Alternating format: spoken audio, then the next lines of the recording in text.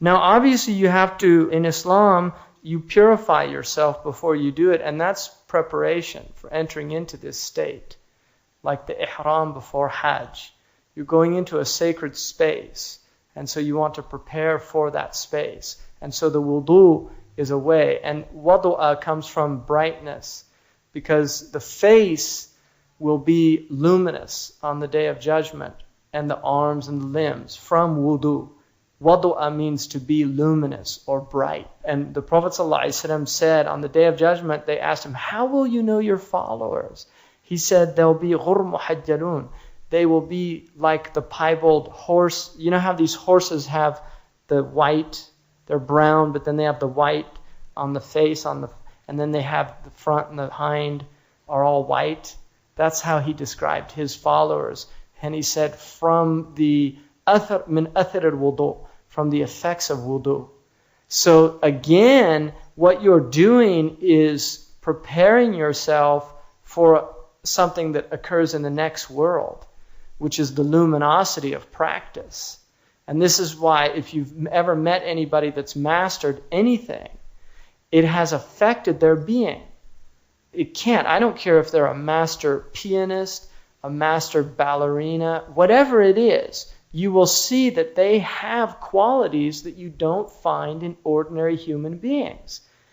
I guarantee you, it doesn't matter what the mastery is, you will find that a committed practice to something in which a person has done it religiously every day, it has an effect on their character. And that is why the highest thing that you can do is to work on perfecting your soul, on your heart, on your experience of the world as a theater of divine manifestation. So that is what prayer is about. And water is a purifying element. It's an outward element, but it's the purest thing that we know of in the world. We talk about it in our language, in our metaphors. It was crystal clear. It was as clear as water. So, and then the adhan, which is another amazing thing, because it's so extraordinary that other religions have these calls like the shafar, which is how the Jews call with the ram's horn, and the Christians have the bell. How did the Prophet ﷺ, through a dream, different people saw it. Bilal was one of them. They saw to call with the human voice people to prayer. So not to use anything artificial, but to use the voice itself to call people to the prayer. And then saying Allah is greater, I bear witness that there's no God but Allah, I bear witness that Muhammad is a messenger of God. And then hurry to prayer, hasten to prayer, hasten to falah. Falah is harvest. That's what falah is. So what you're coming to is a harvest. That's what prayer is. You're reaping the benefit of the day, because the day was made for prayer. And if you miss the harvest, you've missed the point of the day. It's just like somebody who's planted seeds all spring, and then when summer comes and it's time to harvest, they don't go and they don't harvest what they planted. So what was the point? The same in being in the world. The point of being in the world is this practice. And that's why never belittle the reality of the prayer. The prayer is the most important thing that you will do in your life as a constant practice. And you should be committed to perfecting your prayer. And it's a struggle. It's a struggle to be committed to wakefulness, to be committed to doing your wudu correctly, all these things. And some people can see it as tedious. But the beauty of practice, and every master knows this, is that the proof is in the pudding, like the English say. The better you get, the more important the prayer becomes. And that's why the Prophet ﷺ said, "Arihna biha ya Bilal." Give our souls repose by calling us to prayer, O Bilal. Arihna biha. And he said his repose was in his prayer. And he said that the coolness of my eye was in prayer. And the Arabs use the coolness of the eye as cold tears are tears of joy. hot tears are painful tears. The cool tear is it's a joyful tear. So what he was saying is that the joy of my life is in my prayer. Prayer was not something that was dreadful to him. And Adi ibn Hatim said, from the time I became Muslim, I never heard the adhan except I was yearning for the time. And that was his experience of the prayer. From the time he became Muslim, he never heard the adhan. It wasn't like, oh, I got to pray now. It's anybody who does prayer seriously, you thank God for that. Just that stopping. So the prayer is a gift, and people that really practice it, you can't even imagine. I mean, even though I went 18 years without doing the Muslim prayer, since I became Muslim, as far as I know, I've never missed a prayer. I couldn't imagine not praying. I could not imagine it. I could not imagine it. I couldn't. It's just something I can't even imagine. Being deprived of prayer would be like being deprived of breathing. And the Prophet, in his beautiful description, sallallahu alaihi wasallam, points out the prayer's effect. The Prophet sallallahu alaihi wasallam said, tell me, if one of you had a river at his door and he washed in it 5 times a day, would any of his filthiness remain? And they said, nothing of his filthiness would remain. He said, that is the likeness of the prayer 5 times a day. God obliterates wrongs with it. So that's part of the going back to the prayer. So that's prayer, and asta'inu bis-sabri was-salah. There's a lot of verses in the Qur'an to use the prayer as a way of taking succour and help from Allah. The third pillar is zakat, and zakat is purifying the wealth. So just as you need to purify your body with wudu, you purify your soul with prayer. Property. You have property in the world, and that property needs to be purified. And zakat comes from a root word which means to purify. And the Prophet ﷺ said that zakat was the feces of wealth. That's what he called it. He said, فَضَرَاتُ أَمْوَارِ النَّاسِ. And he said that's why Bani Hashim does not take zakat. Because zakat is the impurities. It's fertilizer. And I mean, what feces is it's fertilizer. And what feces also is it's the animal has to get rid of it in order to stay healthy and pure. So zakat is a way of keeping your wealth healthy.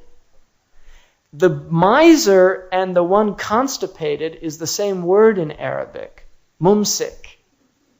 So a person who's a miser is constipated and they get sick spiritually. Their wealth is actually causing their soul to get sick. And in giving out, it's letting go. And that's why it's not a Freudian insight, this idea of what he called the anally retentive personality, which one of the symptoms of that person was to be a miser. And that's Freud. It's not a Freudian insight. That's Arabic language. And the word for pure gold and meconium stool is the same. So his insight about gold and feces being the same is, I mean, the ancient Arabs knew that because it's in their language. I mean, that's what it is. And the Prophet ﷺ said, Allah, in Imam Ahmad's Musnad, he said, جَعَلَ اللَّهُ مَا يَخْرُجْ مِنْ إِبْنِ آدَمْ مَثَلًا لِلدُّنْيَا. Allah has made that which comes out of the son of Adam a metaphor for the world. And the meaning of that is that the reason that you eat is not necessarily because you need to eat, but part of it is the enjoyment of eating. But everything you eat ends up in the toilet. And that is the nature of the world. Is the world has all this beautiful aspect, but in the end of the day, it's a world that is in annihilation. It's going to naught. And we will leave it just as the people before us left it, and ultimately everybody has to leave it. So don't get too caught up in it. See it for what it is. Now, this is a really important point on page 16, which just this idea of zakat, that you don't pay zakat unless you're healthy financially. And the insight that they derive from that is that it's a typical example of how Islam sets up priorities. In other words, that you do not give zakat until you're able to do that. So in those things that pertain between you and God, everybody has to do that, like prayer. But when it's you and society, you only do what you're able to do.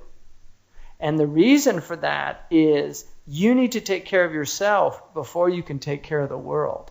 And there's a beautiful metaphor in that, because we have all these social activists that want to save the world, and their own personal lives are a mess.